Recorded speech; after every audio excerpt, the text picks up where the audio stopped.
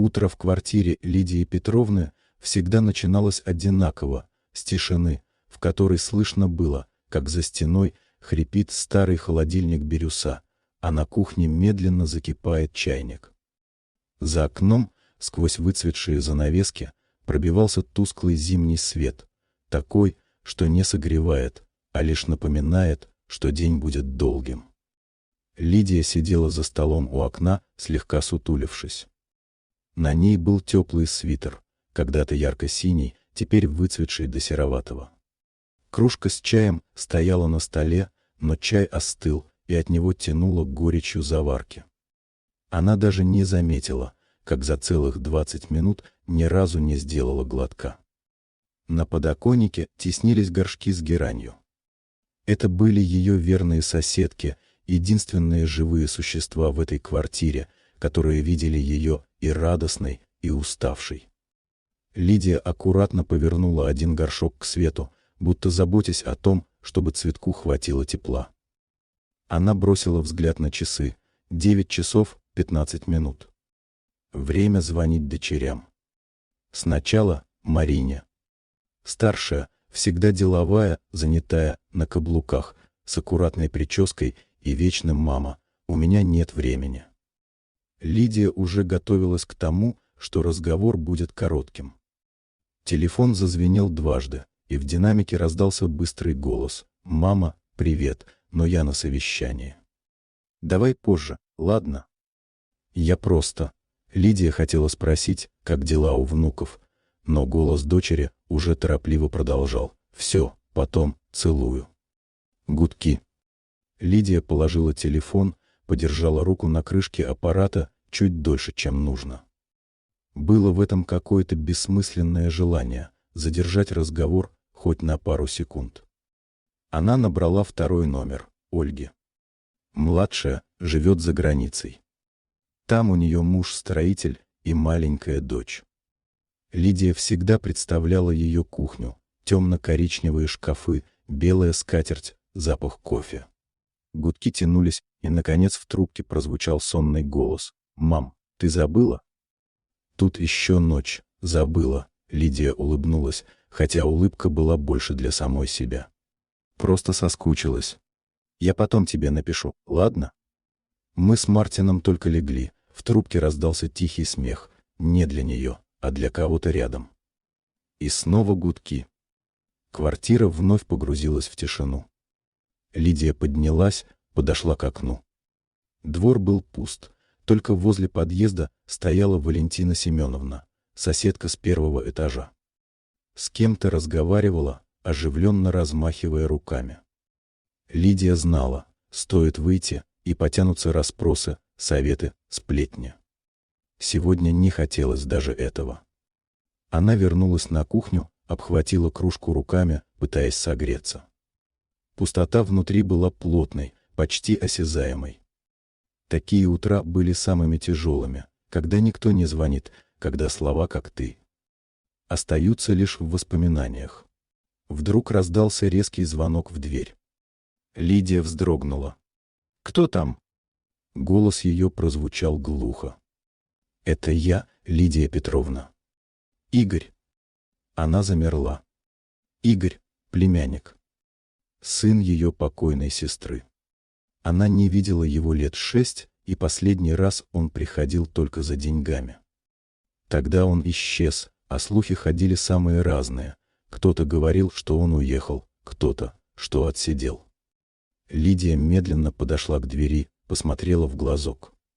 Перед ней стоял высокий, чуть сутулый мужчина в потертой куртке и с рюкзаком за плечами. Волосы у него были чуть длиннее, чем обычно у мужчин, а взгляд усталый, но странно прямой. Она открыла дверь. «Можно зайти?» — спросил он тихо, будто опасаясь отказа. Лидия посторонилась. Игорь сбросил куртку, оглядел кухню, взглядом, в котором было что-то от человека, вернувшегося в прошлое. «Ты изменилась, тетя Лида», — сказал он, присаживаясь. «Но все так же чисто у тебя». Она налила ему чай, поставила на стол тарелку с печеньем. «Где ты был все это время?» Спросила, но не строго, скорее с осторожным интересом. «Да так. Жил», — он пожал плечами. «Хочу попросить у тебя. Можно я поживу здесь немного? Пару недель. Пока работу найду». Лидия замолчала. В голове промелькнули воспоминания. Тот последний визит, просьба о деньгах, слухи. Но потом она посмотрела на пустой стол, на одинокие вечера и сказала: «Ладно. Только без шумных компаний». Игорь кивнул: «Спасибо, тетя Лида. Ты меня выручила». В тот вечер, убирая со стола, Лидия вдруг поймала себя на странном ощущении, будто в ее жизнь вернулось хоть что-то живое. Но вместе с этим в душе жила и тревога. Первые 2 дня Игорь вел себя тихо. Уходил рано, возвращался к вечеру. Лидия слышала, как он возится в прихожей, снимая куртку, аккуратно ставит обувь к стене. Иногда они ужинали вместе. Он еле заметно благодарил, ел быстро, почти не поднимая глаз. Лидии даже казалось, что все не так уж плохо. В квартире стало чуть оживленнее. Утром на кухне появлялась вторая кружка. В прихожей лежали мужские ботинки, а в ванной запах мятного шампуня, которого у нее никогда не было. Вечерами она иногда пыталась разговорить его, спрашивала о работе, о планах, но он отделывался короткими фразами. Лидия не настаивала. Она понимала, у каждого есть свое прошлое, которое не всегда хочется вытаскивать на свет. На 4-й вечер все изменилось.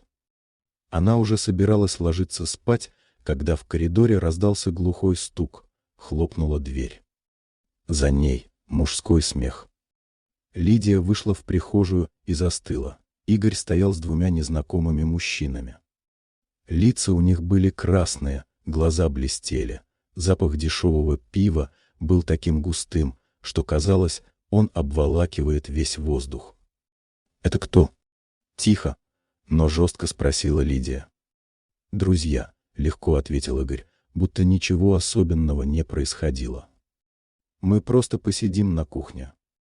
«Мы договаривались», — напомнила она. Он пожал плечами. «Ну, тетя Лида, ну что такого?» Пятница, настроение, но Лидия уже почувствовала неприятное сжатие в груди. Она не была против гостей в принципе, но в ее доме, где она годами жила в тишине, резкий шум и запах алкоголя вызывали почти физический дискомфорт. «Нет, Игорь. Сейчас же. Пусть уходит». Один из мужчин усмехнулся, что-то прошептал Игорю, тот в ответ недовольно глянул на тетю, но кивнул. Гости вышли, хлопнув дверью. Игорь вернулся на кухню, взял со стола кружку и сделал глоток остывшего чая. «Ты как моя мать», — сказал он медленно. «У нее тоже все нельзя и не так. Может, поэтому я и не живу у нее». Лидия не ответила. Слова застряли в горле, но обида разлилась по телу горячей волной. Она молча стала убирать со стола, чувствуя, как руки дрожат. На следующий день она встала раньше обычного. На улице шел мелкий снег, двор был пуст. Лидия поставила чайник, нарезала хлеб.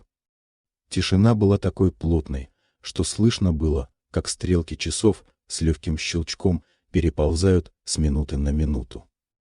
Ее взгляд упал на старенький телефон, стоящий на полке у окна. Мысль позвонить дочерям пришла сама собой, но воспоминание о вчерашних коротких разговорах остановило ее. Вместо звонка она взяла тряпку и стала вытирать пыль с кухонных шкафчиков. Это занятие не приносило радости, но помогало заглушить пустоту. Около полудня Игорь вышел из своей комнаты. Волосы растрепанные, футболка помятая. Он сел за стол, потер лицо ладонями. «Извини за вчера», — сказал он тихо, без привычной усмешки. «Не хотел, чтобы ты нервничала». Лидия посмотрела на него внимательно. Ей хотелось верить, что он искренен, но осторожность уже поселилась в сердце. «Ладно», — ответила она. Давай просто жить спокойно. Вечером, когда он снова ушел по делам, Лидия, чтобы отвлечься, включила телевизор. Там шел какой-то концерт, яркий, шумный, но в ее квартире этот шум только усиливал ощущение, что рядом никого нет. И вдруг зазвонил телефон. На экране Ольга. «Доченька». Голос Лидии сразу потеплел. «Как ты?» В ответ тишина и прерывистое дыхание. «Мам», — голос дрогнул. «Мне нужно тебе кое-что сказать». Лидия почувствовала, как внутри все сжалось. «Что случилось?» «Мы с Мартином. Все. Он сказал, что я могу собирать вещи». Эти слова обрушились на нее ледяным дождем. Она представила младшую дочь в чужой стране, с маленьким ребенком, без работы, без поддержки. «Возвращайся домой», — тихо сказала Лидия. «Мы что-нибудь придумаем». «А Игорь?» — спросила Ольга. «Он тут», — призналась Лидия. «Но ничего, места хватит». В ответ она услышала только усталое: «Мам, будь с ним осторожнее». Люди не меняются просто так. Когда звонок оборвался, Лидия еще долго сидела на кухне, держа телефон в руках. Ей казалось, что квартира вдруг стала тесной, не от мебели, а от мыслей. День приезда Ольги выдался серым и ветреным. Мелкий дождь моросил с самого утра, и капли, стекая по окнам автобусов, казались Лидии бесконечными слезами, которые она не могла вытереть. В 11 часов 20 минут она уже стояла на автовокзале. На голове аккуратно повязанный платок, в руках старенький зонт, который, казалось, помнил еще времена, когда Ольга и Марина были детьми. Лидия нервно переступала с ноги на ногу, оглядываясь на каждый автобус, который въезжал под навес. И вот, среди шумной толпы пассажиров, она увидела ее. Ольга вышла, прижимая к себе небольшую сумку и держа за руку худенькую девочку лет 6. На дочери было темно-синее пальто, которое, как догадалась Лидия, было куплено на вырост. Рукава закрывали почти всю ладонь. Лидия шагнула навстречу. «Доченька», — голос предательски дрогнул. Ольга улыбнулась слабо, но в глазах матери прочиталось за этой улыбкой усталость и растерянность. Девочка, заметив незнакомую женщину, спряталась за мамину ногу. «Это бабушка Соня», — тихо сказала Ольга. «Помнишь, я тебе рассказывала?» Соня кивнула, но не вышла из-за мамы. Дорога домой была тихой. Лидия спрашивала о дороге, о погоде, но ответы Ольги были короткими. Видно было, сил на разговоры нет. Когда они вошли в квартиру, Лидия почувствовала, как пространство сжалось. В прихожей теперь стояли маленькие детские сапожки, сумка с вещами и большая коробка с игрушками. Из комнаты выглянул Игорь. Он окинул взглядом Ольгу, потом задержал взгляд на девочке. «Привет», — сказал он без особой теплоты. «Привет», — ответила Ольга и, не глядя на него, прошла в комнату. Лидия заметила, как воздух в квартире стал плотнее, будто в нем появился невидимый ток. Вечером они все собрались на кухне. Лидия приготовила картофельное пюре, котлеты и салат из огурцов, то, что всегда любили ее дочери в детстве. Но теперь за столом не было той оживленной болтовни, что раньше. Ольга ела медленно, изредка поправляя Соню. Игорь, быстро, поглядывая на часы, словно ждал момента, чтобы уйти. «Оля, как вы добрались?» — спросила Лидия, стараясь хоть как-то начать разговор. «Нормально», — коротко ответила дочь. «А вещи? Все, что нужно, ты привезла». Ольга отложила вилку. «Мама, давай потом. Я устала». Игорь хмыкнул, явно заметив холодный тон сестры. «Ага, потом. Ты, как и мама, все потом». «Что?» Ольга резко подняла глаза. «Да ничего. Просто вы обе любите откладывать разговоры», — ответил он, явно провоцируя. Лидия почувствовала, как в груди поднимается тревога. Ей хотелось, чтобы этот вечер прошел спокойно, но между детьми уже начинала пробегать искра. Позже, когда Ольга укладывала Соню в комнате, Лидия зашла к ней. Свет ночника делал лицо дочери особенно усталым. «Олечка, потерпи. Тут тесно, но мы справимся». Ольга кивнула, но тихо добавила: «Мама, я понимаю, что он твой племянник, но мне с ним неспокойно. Я видела, как он на меня смотрел. Не как на родную». Лидия ничего не ответила. Она понимала, что в ближайшее время спокойной жизни уже не будет. На следующий день начались первые мелкие столкновения. Игорь ворчал, что Соня рано встает и шумит. Ольга упрекала его, что он оставляет в раковине грязную посуду. Лидия металась между ними, пытаясь сгладить углы. Но вечером, когда в прихожей раздался телефонный звонок и на экране высветилась Марина, Лидия вдруг поняла: теперь у нее в квартире собрались все ее главные, но такие разные линии судьбы. На третий день совместной жизни напряжение стало почти осязаемым. Лидия чувствовала это даже в тишине, в том, как Ольга и Игорь старались не пересекаться на кухне, в том, как каждый из них молчал за ужином, но их взгляды пересекались, как лезвия ножей. Утро началось с детского смеха. Соня, проснувшись раньше всех, нашла в коробке с игрушками старый плюшевый мишка и бегала с ним по квартире. Ее звонкий смех эхом отражался от стен. Лидия, слыша это, невольно улыбалась. Давно в ее доме не было такого живого звука. Но в следующую секунду дверь Игоревой комнаты распахнулась. Он вышел, взъерошенный, с тяжелым, раздраженным взглядом. «Ты можешь ее хоть чуть-чуть сдерживать?» Бросил он в сторону Ольги, которая в этот момент стояла у плиты.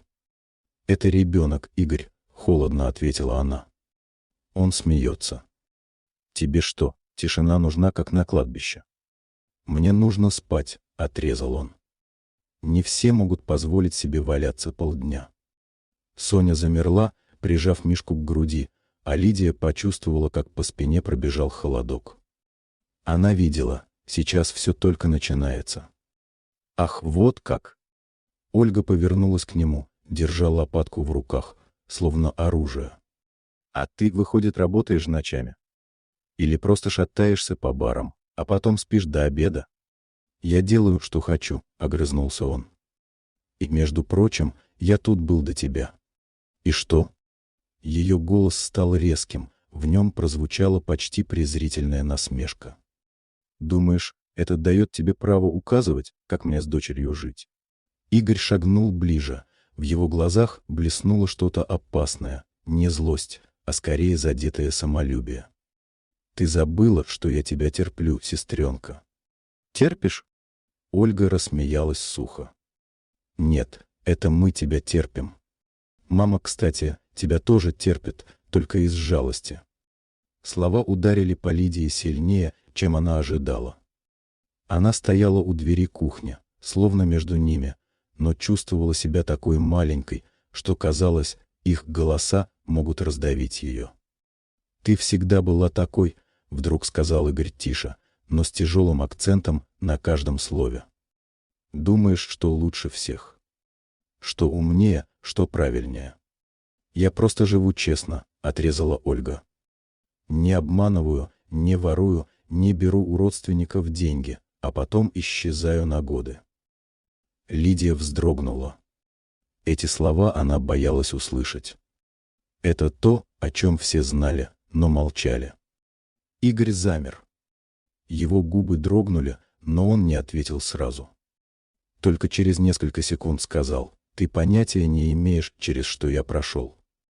«И не хочу знать», — бросила Ольга. «Мне достаточно видеть, что ты не изменился». В этот момент Соня тихо сказала: «Мам, а можно мне Мишку на кухне покормить?»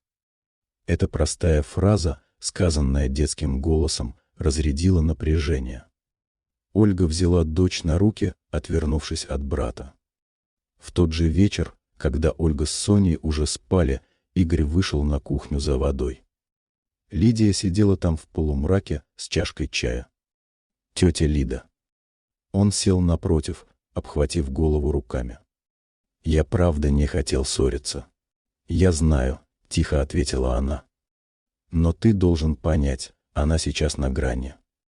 Ее муж выгнал. У нее маленький ребенок. А я что?» Он поднял глаза. «Думаешь, у меня все в порядке?» Она хотела спросить, что с ним случилось, где он был все эти годы, но остановилась. Он явно не был готов говорить. «Просто постарайся, Игорь. Я больше не выдержу ссор в этом доме», — сказала Лидия, и впервые за эти дни почувствовала, как внутри нарастает усталость, похожая на камень. В ту ночь Лидия долго не могла уснуть. Она лежала и думала, а что, если Марина решит приехать? Этот дом превратится в поле боя. Но глубже всего ее пугало другое — ощущение, что она теряет контроль над своей семьей. И, может быть, уже потеряла. Телефонный звонок застал Лидию на кухне. Она мыла посуду после завтрака, когда на экране высветилось имя — Марина. «Мама, привет!» Голос дочери был ровный, но в нем слышалась усталость. «Я, кажется, скоро приеду». «Приезжай, доченька». Лидия сразу почувствовала легкое волнение. «У нас гости». «Я знаю», — перебила Марина. Ольга написала. «Мне надо приехать. Надо все обсудить». Лидия почувствовала, как слова «все обсудить» холодком пробежали по спине.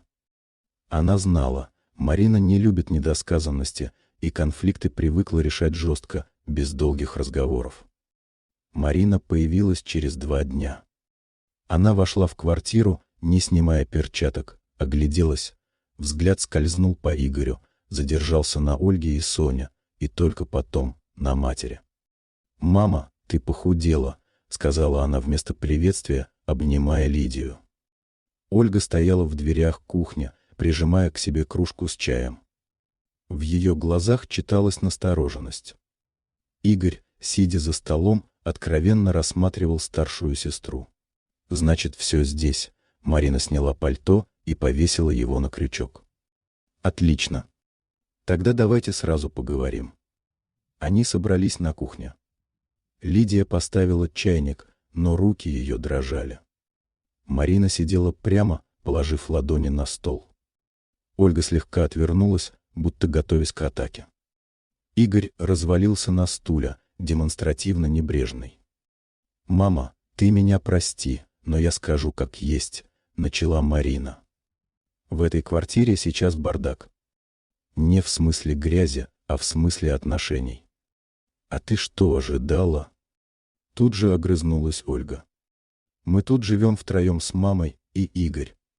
«Вчетвером», — поправил Игорь, кивая на Соню. «Да, с ребенком», — Ольга резко посмотрела на него. «И вместо того, чтобы помогать, он только мешает». «Ольга, перестань», — Марина устало потерла виски. «Я не собираюсь устраивать тут разборки. Но, Игорь, ты ведь взрослый человек. Ты должен был подумать, как твое присутствие скажется на маме». «А что мое присутствие так ужасно?» Его голос был ровным, но в нем проскальзывало раздражение. «Я, между прочим, ей тоже помогаю». Марина скептически приподняла бровь. «Помогаешь?» «Интересно, чем?» «Да хотя бы тем, что не оставляю ее одну», — бросил он. «В отличие от вас». Слова повисли в воздухе, как удар. Лидия почувствовала, как у нее внутри что-то жалось. «Ты смеешь нас упрекать?» Марина подалась вперед, ее голос стал жестким. «Ты исчез на годы, и теперь читаешь нам лекции».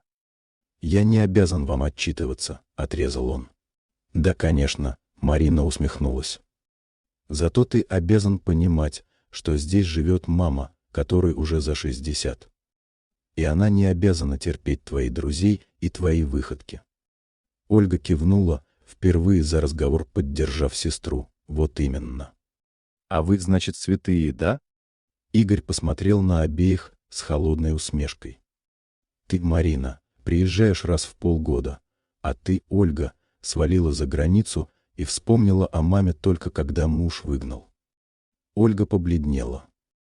Лидия хотела вмешаться, но слова застряли в горле. Разговор закончился ничем. Марина ушла в свою комнату, Ольга хлопнула дверью, а Игорь остался на кухне, глядя в окно. Лидия стояла у мойки, держа в руках кружку и думая только об одном: как я оказалась между этими стенами и тремя взрослыми детьми, которые ведут себя как чужие. В ту ночь ей долго не спалось. Из комнаты Марины доносился тихий шорох, она собирала вещи. Лидия знала, старшая дочь не любит долго находиться в такой атмосфере. Марина проснулась рано. Лидия услышала ее шаги еще в 6 утра. Она сидела на кухне, когда старшая дочь вошла, в джинсах, теплом свитере и с собранными в хвост волосами. «Мама», — начала Марина без лишних приветствий, — «я так не могу». «Что, не можешь?» Лидия отложила ложку с кашей, предчувствуя неладное. «Жить в этой атмосфере. Ты сама видишь, Ольга и Игорь друг друга ненавидят, и каждый день это будет только хуже. А ты не можешь быть между ними вечно». Лидия вздохнула. «Марина, я пытаюсь сгладить все. Это же семья».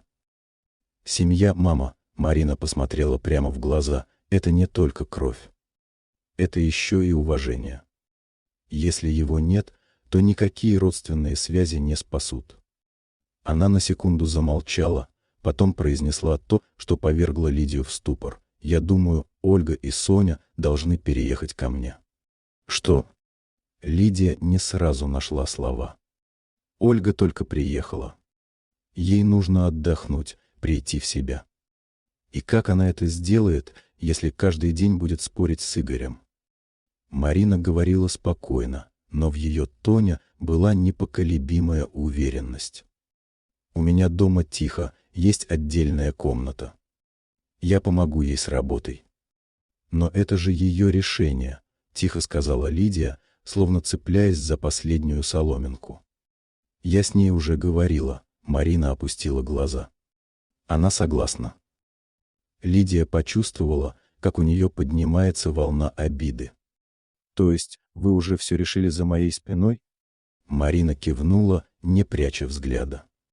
Вечером, когда Соня рисовала в комнате, Лидия тихо подошла к Ольге. «Доченька, ты правда хочешь уехать к Марине?» Ольга замялась. «Мам, ты сама видишь, что с Игорем мы не уживемся. А я не хочу, чтобы Соня росла в скандалах. Но ты только приехала. Я думала, мы будем вместе». Ольга вздохнула. «Мам, я тоже этого хотела. Но ты не понимаешь, он меня провоцирует. И я не собираюсь это терпеть». Лидия почувствовала, что у нее в груди что-то ломается. На следующий день, за завтраком, Марина сказала: «Мы с Ольгой завтра переезжаем». Игорь, не отрываясь от чашки кофе, усмехнулся. «Ну, наконец-то. Хоть дышать будет легче». «Ты радуешься, что выгоняешь сестру?» Марина прищурилась. «Я никого не выгоняю. Вы сами решили сбежать». «Это не побег, Игорь», — холодно сказала Ольга. «Это защита себя и ребенка». В тот вечер квартира была необычно тихой.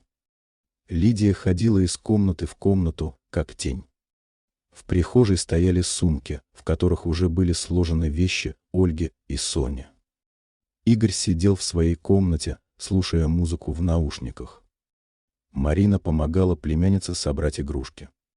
Ольга стояла у окна и смотрела на двор, где когда-то они с сестрой играли в классике. Лидия чувствовала, завтра, когда дверь за ними закроется, дом станет другим. Меньше людей, меньше шума, но и меньше тепла. Утро было непривычно ясным. Солнце, пробиваясь сквозь тонкий морозный воздух, рисовало на окнах узоры, но Лидии казалось, что этот день холоднее всех предыдущих. Ольга и Марина уже проснулись, собирая последние вещи. Соня бегала между комнатами, прижимая к себе Мишку. Ее звонкий голосок резал тишину квартиры, как маленький колокольчик, и Лидии казалось, что этот звук она скоро будет вспоминать, как мелодию из далекого детства. Игорь не вышел из своей комнаты. Лидия знала, он притворяется спящим, чтобы не участвовать в прощании. Лидия наливала кофе, когда в кухню вошла Ольга. «Мам, я все упаковала», — сказала она, стараясь говорить буднично. «Ты уверена, что так будет лучше?» — тихо спросила Лидия, глядя на пар, поднимающийся над кружкой. «Мам, я не могу иначе». В ее голосе не было злости, но была усталость. «Мне нужно начать все сначала». Лидия кивнула, но внутри чувствовала пустоту. «Начать сначала. А как же мы?» Когда сумки были вынесены в прихожую, Марина надела пальто и сказала: «Мама, мы позвоним, как приедем. И ты приезжай к нам, ладно? Не сиди тут одна». Лидия улыбнулась, но улыбка вышла натянутой. Она обняла Марину, крепко, как в детстве, когда та уезжала в пионерлагерь. Потом Ольгу и почувствовала, как та задержала дыхание. «Мам». Ольга чуть отстранилась. «Я правда благодарна тебе. И я знаю, что это непросто». Лидия хотела что-то сказать, но в горле стоял ком. Соня подошла последней. Она протянула бабушке Мишку. «Ты подержи его, пока мы не вернемся». «Вернетесь?» Лидия почувствовала, как что-то кольнуло в груди. «Конечно», — Соня улыбнулась. «Мы же семья». Эти слова прозвучали так просто, что Лидия чуть не заплакала. Дверь закрылась тихо, без хлопка. Лидия осталась в прихожей, держа в руках мягкого Мишку. В квартире было тихо, слишком тихо. Она прошла в кухню, налила себе еще кофе, но тот быстро остыл. За окном по двору шли Марина и Ольга, неся сумки, а Соня бежала впереди, размахивая руками. Лидия смотрела, пока они не свернули за угол. Потом вернулась в пустую квартиру, где теперь было слышно каждый ее шаг. Дом стал больше, но тепла в нем стало меньше, подумала она, и впервые за долгое время позволила себе сесть и расплакаться. Вечером, когда Марина с Ольгой и Соней уже были далеко, Лидия стояла у окна и смотрела, как двор погружается в зимний сумрак. Уличные фонари включились, освещая тонкий снег, который кружился в воздухе. Сзади послышались тяжелые шаги. Игорь вышел из своей комнаты, почесывая затылок. «Ну вот», — сказал он без всякой эмоции, — тише стало. Лидия обернулась. «Ты мог бы хотя бы попрощаться». «А зачем?» Пожал плечами он. «Все равно мы еще увидимся». Она хотела ответить, но почувствовала, что бессмысленно. Вместо этого достала из холодильника суп и поставила на плиту. На следующий день Лидия проснулась и обнаружила, что в кухне пустая полка, где обычно лежали ее заготовки. «Игорь, ты что, выбросил варенье?» — спросила она, когда он вышел в коридор. «Оно же старое было», — небрежно ответил он. «Место занимало. Но это было мое варенье». Лидия почувствовала, как в голосе нарастает дрожь. «Мама, ну ты же сама говоришь, что надо порядок наводить». «Вот я и навел». Она ничего не сказала. Но внутри закралось чувство, что он начинает переделывать квартиру под себя. В следующие дни она заметила еще мелочи. Ее любимое кресло, в котором она любила читать, оказалось переставленным к стене. На кухонном столе появилась новая пепельница. Игорь начал курить прямо дома, потому что на улице холодно. «Игорь, я не хочу, чтобы в квартире пахло дымом», — осторожно сказала Лидия. «Мама, это и моя квартира тоже», — отрезал он. Эта фраза ударила сильнее, чем она ожидала. «Моя квартира». Мысленно повторила она, понимая, что он действительно считает себя здесь хозяином. В воскресенье Лидия приготовила борщ. С детства знала, еда сближает, и, может быть, за ужином получится поговорить. «Игорь, я думаю, нам нужно обсудить». Начала она. «Мама, только не начинай», — перебил он, зачерпывая ложку. «Я и так не лезу в твои дела. Но ты меняешь все в доме без моего ведома. Я просто делаю удобнее», — он поднял взгляд. «А если тебе что-то не нравится, мы можем договориться». «Договориться — это значит слушать друг друга», — сказала она тихо. Игорь ничего не ответил, только пожал плечами. В ту ночь Лидия долго лежала, глядя в потолок. Она понимала, что теперь в ее доме началась тихая война, без криков, но с каждым днем все больше захватывающее ее пространство и привычки. Марина и Ольга далеко. Я одна. И если я сейчас не поставлю границы, он займет весь дом, подумала она, сжимая одеяло. И в этот момент она впервые задумалась, а сможет ли она жить с Игорем дальше, если ситуация продолжит развиваться так. В тот день Лидия вернулась из магазина с тяжелой сумкой. На улице моросил мелкий снег, а руки замерзли так, что пальцы плохо сгибались. Она мечтала только о том, чтобы поставить чайник и немного посидеть в тишине. Но, открыв дверь, услышала в прихожей мужской смех. Чужой. Она сняла пальто и прошла в кухню. Там за столом сидел Игорь, и вместе с ним крепкий, широкоплечий мужчина лет 40, в кожаной куртке. На столе стояли бутылка пива, тарелка с колбасой и недопитая рюмка водки. «Мам, знакомься, это Саша», — сказал Игорь так, будто ничего особенного не происходит. «Мы с ним вместе работали». «Добрый вечер», — кивнул Саша, улыбаясь. «Игорь», — Лидия постаралась, чтобы голос был ровным. «Мы договаривались, что ты предупреждаешь, если приводишь кого-то домой». «Мам, ну что за проблемы?» Он махнул рукой. «Мы тихо посидим, никому мешать не будем». «Это мой дом», — сказала она, чуть повышая голос. «Я не хочу, чтобы здесь устраивали посиделки с алкоголем». Саша неловко кашлянул и посмотрел на Игоря, но тот только усмехнулся. «Мама, ты преувеличиваешь. Мы просто отдыхаем». «Отдыхайте где угодно, но не здесь». Лидия почувствовала, что голос дрожит. «Мне неприятно». «Неприятно?» Он откинулся на спинку стула. «А ты меня спросила, приятно ли мне жить в этой квартире с твоими правилами?» «Это не мои правила, это порядок», — воскликнула она. «И он будет соблюдаться». «Да кто ты вообще, чтобы решать за всех?» Его голос стал грубее. «Думаешь, раз ты мать, все тебе можно?» Эти слова ударили по Лидии, как пощечина.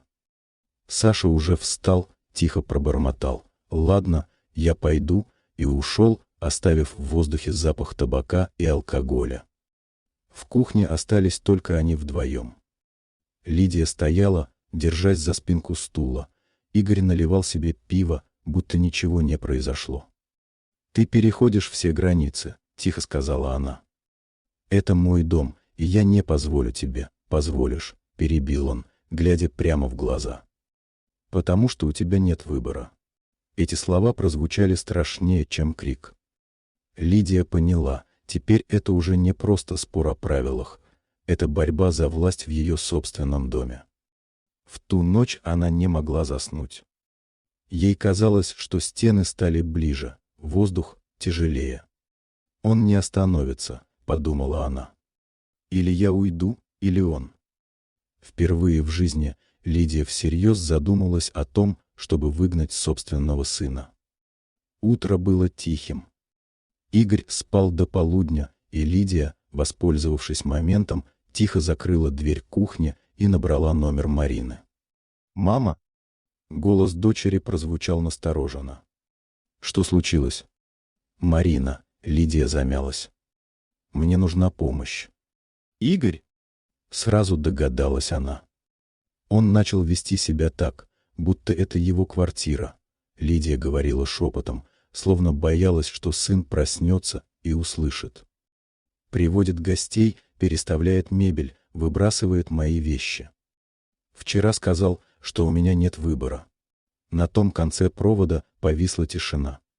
«Мама, ты понимаешь, что он не остановится?» Наконец сказала Марина. «Я могу приехать и помочь тебе его выселить. Это мой сын, Марина».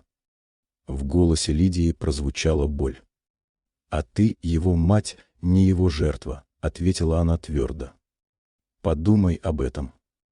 После звонка Лидия долго сидела на кухне, глядя в окно.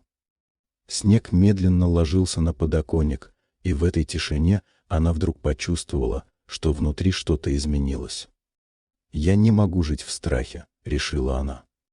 «Я должна вернуть себе свой дом».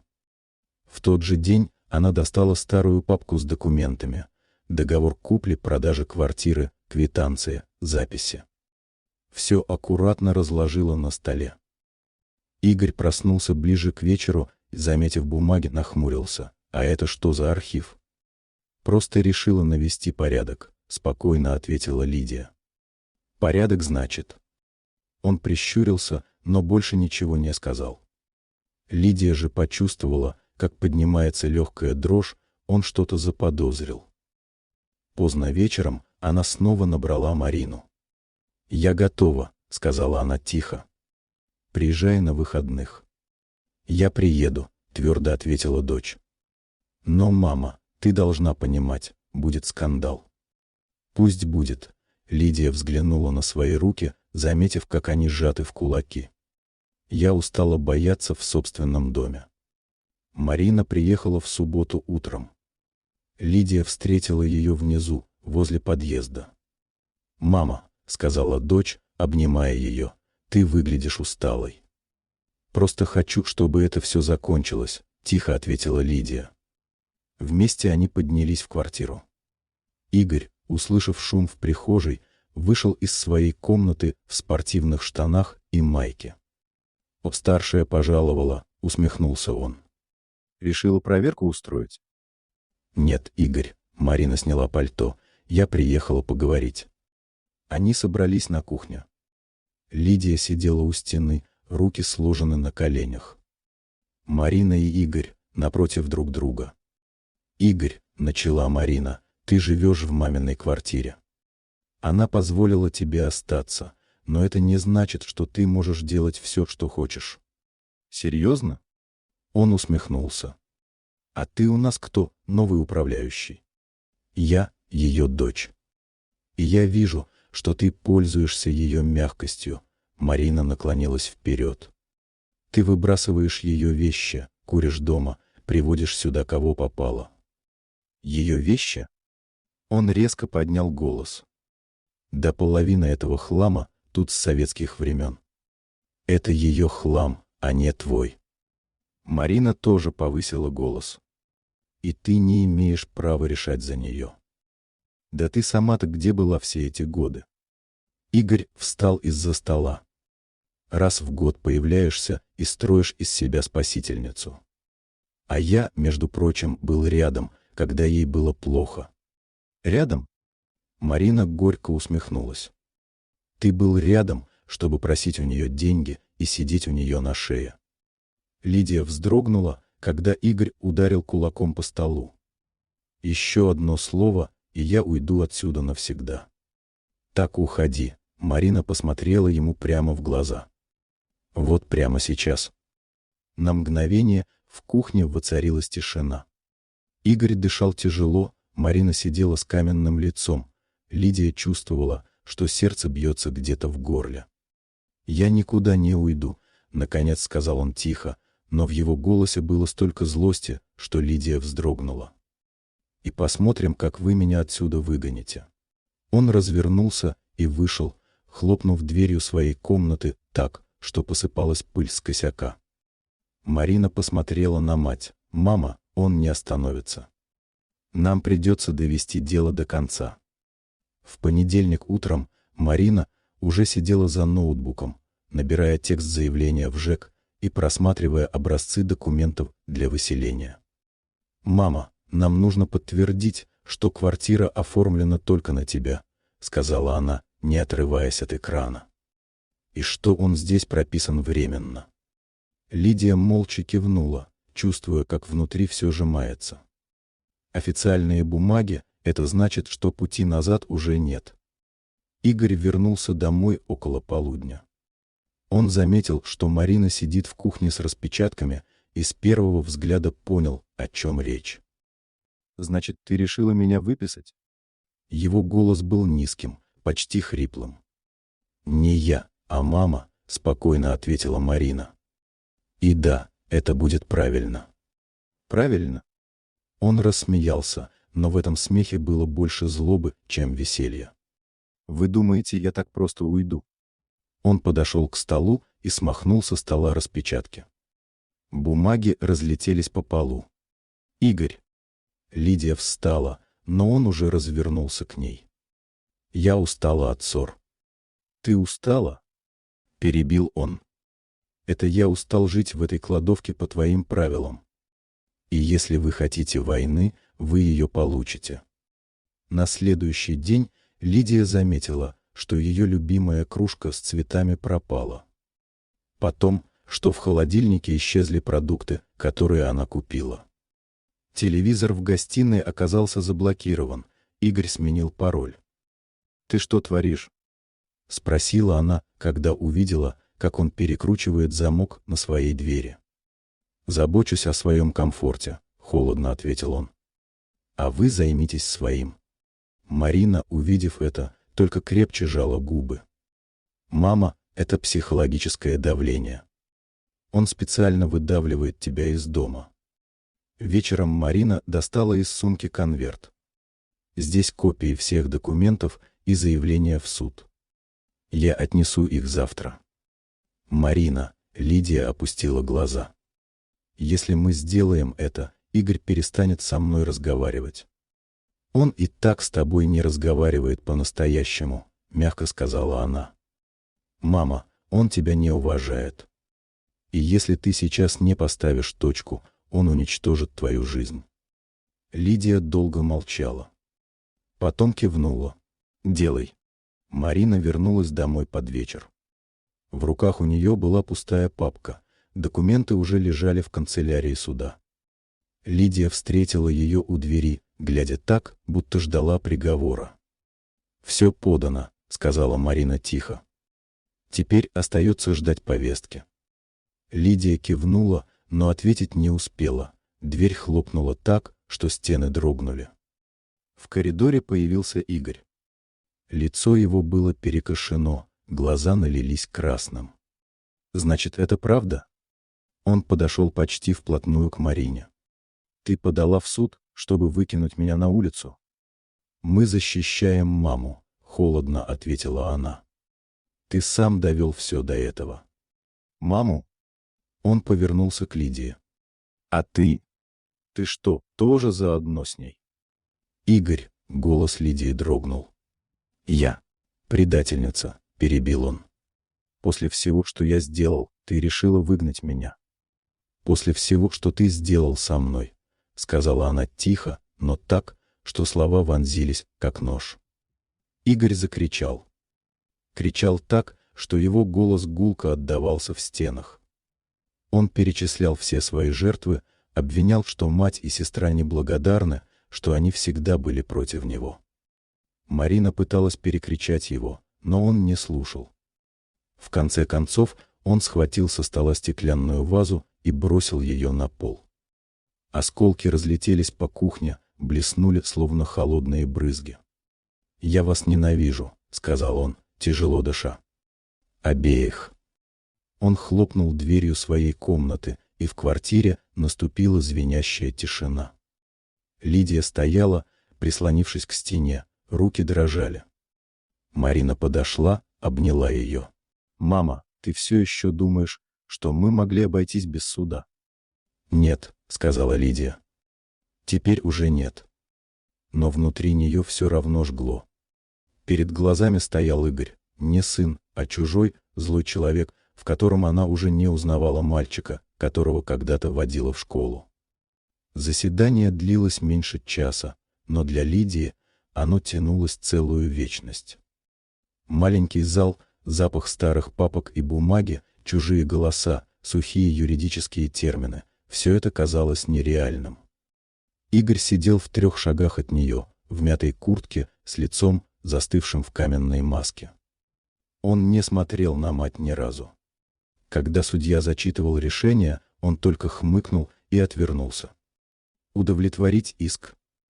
Обязать ответчика освободить жилое помещение в течение 30 дней, четко произнес судья, ставя точку в их общей истории. Они вышли на улицу. Мороз обжег щеки. Марина крепко держала мать за руку. «Мама, все. Теперь он уйдет». «Уйдет», — повторила Лидия, но голос был тихим, без радости. Игорь прошел мимо, даже не кивнув. Только бросил: «Не радуйтесь. Это еще не конец». Лидия смотрела ему вслед и понимала, конец все же настал, но для нее этот конец был началом. В течение месяца в квартире стояло странное напряжение. Игорь молчал, собирал свои вещи, иногда специально громко хлопал дверцами, чтобы напомнить о своем присутствии. В день отъезда он ничего не сказал матери. Просто вышел, хлопнув дверью, и оставил на столе ключи. Когда шаги в подъезде стихли, Лидия медленно обошла квартиру. Она остановилась у окна, глядя на двор, где медленно падал снег. Тишина была другой, не холодной, как раньше, а светлой. В этой тишине не было страха, и впервые за долгое время Лидия почувствовала, что может дышать свободно. «Все», — сказала она вслух, и ее собственный голос прозвучал неожиданно уверенно. Марина обняла ее сзади. «Мама, ты дома. По-настоящему». Прошло 2 месяца. Зима медленно сдавалась весне, снег в дворе потемнел, обнажив землю, и с крыш начали капать первые капли. Лидия сидела на кухне, в руках у нее была старая тетрадь с рецептами. Раньше она готовила только для кого-то, для мужа, для детей, потом для Игоря. А теперь готовила для себя. И это было странно приятно. Она переклеила обои в комнате, где раньше жил Игорь, и поставила туда кресло и книжный шкаф. Теперь это был ее уголок, теплый, светлый, без запаха табака и громких голосов. Каждое утро она открывала окно и впускала свежий воздух, будто вместе с ним входила и новая жизнь. По совету Марины Лидия пошла в районную библиотеку. Там она познакомилась с женщинами своего возраста, которые собирались по четвергам, чтобы читать вслух любимые книги. Сначала Лидия просто слушала, но однажды сама прочла отрывок из «Вишневого сада». Ее голос дрожал, но глаза горели. Однажды вечером Марина позвонила. «Мама, может, я приеду на выходные?» «Приезжай, конечно», — улыбнулась Лидия. «Но знай, у меня теперь много планов. Не думай, что я буду сидеть дома без дела». Она положила трубку и осталась сидеть у окна. За стеклом закатывалось солнце, небо становилось мягко розовым. «Одиночество», — подумала она. «Иногда оно как наказание. Но иногда как подарок. Все зависит от того, что ты с ним сделаешь». Лидия взяла в руки книгу, устроилась в кресле и впервые за долгое время почувствовала, что все в ее жизни на своем месте. Тишина в квартире теперь была не пустотой, а пространством, которое принадлежало только ей.